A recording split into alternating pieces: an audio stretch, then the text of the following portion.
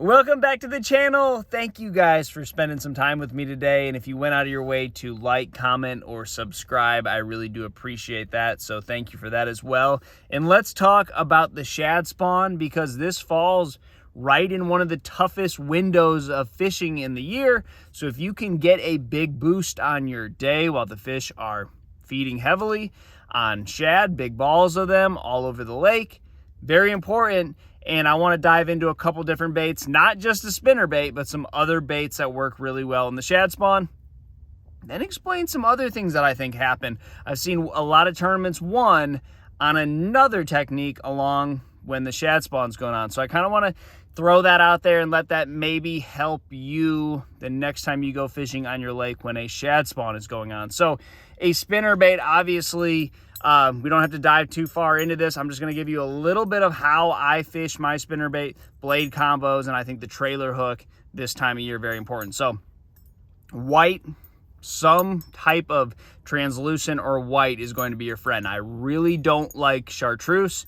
It took me one time to realize that a chartreuse spinnerbait or a spinnerbait with Colorado blades or Indiana blades is just not the deal. These fish are feeding through their sight, and for that reason you want to give them the best visible option for them. So that would be double willow leaves. I have the greenish tint in my lake, so I like gold. I don't think gold and silver matters too much unless you're in like really clear water, and the lake that I fish on has fairly clear water, so I like a more translucent skirt. And then the trailer hook, I don't think you need a big trailer hook. That's a rather small trailer hook. I want to say that is a 1/0. I don't want it to deter them from biting my bait, but this will save you a couple times throughout the day probably. I always like a free swinging trailer hook. I just feel like you have a better chance of hooking them. So trailer hook, and then a little piece of plastic to keep it there. There's no way it would come off, but I like free swinging, and that is going to be my first option. Now, they're not always going to be spawning where a spinnerbait is going to work really good. You know, a spinnerbait is a decent grass bait, but I think there are other baits like a chatterbait that work really well in grass. If you have big enough shad on your lake, a chatterbait will also catch them.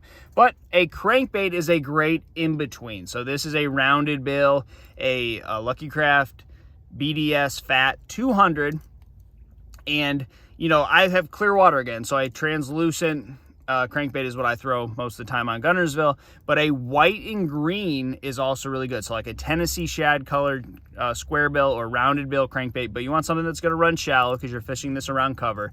I throw this around grass most of the time when I'm fishing the shad spawn.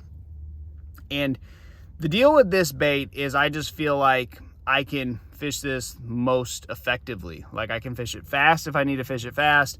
If they come up like schooling, I feel like it's a really good option. And a spinnerbait is just not always my favorite fish catcher. It catches big ones, but I don't always feel like it's going to get bites in all the situations that I talked about. So a crankbait, very important. And then a swim jig would be my last choice. Again, I'm going white. Now I have clear water in my lake, so I have kind of a translucent blue glimmer colored skirt, but that is a white trailer. These baits are all low light fish catching baits in this situation, so you can get away with the whites. You know, if you want to just throw a straight white crankbait, that would work in clear water as well, because you're doing this in the first hour of the morning. You know, you want to find those east banks because obviously the sun rises in the east, so those banks are going to be shaded longer, and the shad need low light to spawn, so they are going to be spawning longer on those east banks, and you will see how a longer window makes all the difference, because this goes down quick. You know, you're trying to find the areas that are the closest to your boat ramp, your takeoff, wherever you're fishing, and you want to get out there as quickly as possible. If you're fun fishing, you want to try to get out there before the sun comes up, because when it does, they're gonna spawn for the first hour maybe, and then that's gonna be done. But again, whites are your friend, and this one has a little bit of chartreuse in it, but it's not real chartreuse. It still really does a good job at imitating shad. It's more of like a translucent chartreuse, so it's not overly bright. I like this when I'm fishing around wood, really smaller targets. You know, the spinnerbait, you can still fish in these type conditions, but it just seems like if I have a pocket where I know there's a bunch of shad spawning, the swim jig, to me, I can fish it if I got to fish it in like 6 inches of water, or if I got to fish it around a tree. You know, it's just a little bit easier to fish. So I like a swim jig when there's a ton of cover in the water. Now, here's the deal. The shad spawn is going to go on for the first hour. I told you that. What I think typically happens is, now the shad, they can spawn on anything, grass, wood, rocks, whatever it may be, something hard where they can rub up against it and get those eggs out.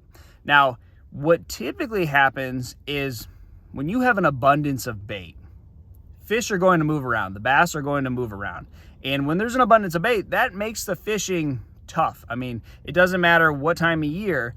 When I get in an area and there is just a ton of bait, that is a deterring factor for me. I typically don't want there to be too much bait.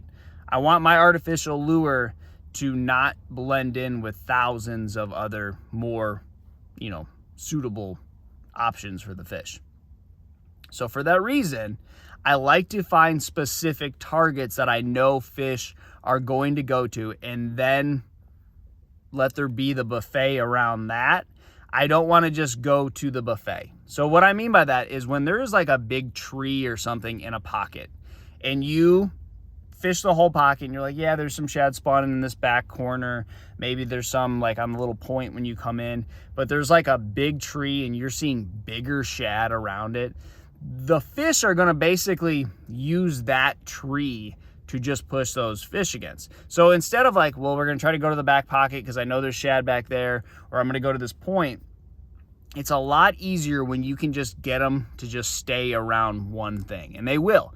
If you see those bigger shad, they're all in the tree. There will be a bass, a big bass typically, somewhere in that vicinity, and he will just use that one tree. So instead of like chasing smoke all over the pocket, if you just stay right on one specific target, that bass will not leave there if there are still shad in it. And typically, like I said, the bigger shad, you want to find a piece of cover that you're noticing some bigger shad, because that's going to be where you're going to catch the bigger fish at, obviously. But that's very important, because if you get it in your head where it's like chasing schooling fish, where you're just going to be going all over the place, it's really easy to not catch anything during the shad spawn. It's really easy to be spending your time running around in that small window you have to figure it out. And I'm not saying you just got to camp on one spot the entire time, because the fish are going to move around. Like the abundance of bait issue you're dealing with, fish are going to be following bait around. They're going to become pelagic. But that's not to say that they also won't stay on one target. So what I like to do, let's say I'll fish my way into a pocket, but really milk one target. You know, for a big fish, that's typically what you have to do in the shad spawn. So, all right, here is the last thing that I've seen this happen, and you might not have this cover on your lake, but it seems like punching, once the shad spawn is over, you know, these fish have fed up, and they're not really in the mood to eat a whole lot. So in the post spawn, in the shad spawn, the fishing goes from like 100 to very bad the rest of the day. I mean, we're going 100 to 0. The rest of the day, it is extremely tough to maybe catch another fish or two. So that's why I really like the flipping technique, and that's why I really like the punching technique, because I feel like those type techniques are preying on a bass that doesn't move around a lot. You know, a resident type fish, for the most part, you can have, you know, fish from the main lake as well, but it seems like fish that are just trying to not do anything and just sit there and let their metabolism really go down and not do a whole lot, flipping and punching is a great technique for that. So I've seen that multiple times where the shad spawn was a big part of the winning bag, but they also caught a couple more fish. Punching, if you have mats, something to really look for this time of year, or just if you have water willow, bushes, trees, stuff like that, the flipping technique can become a really powerful way to just fish slow.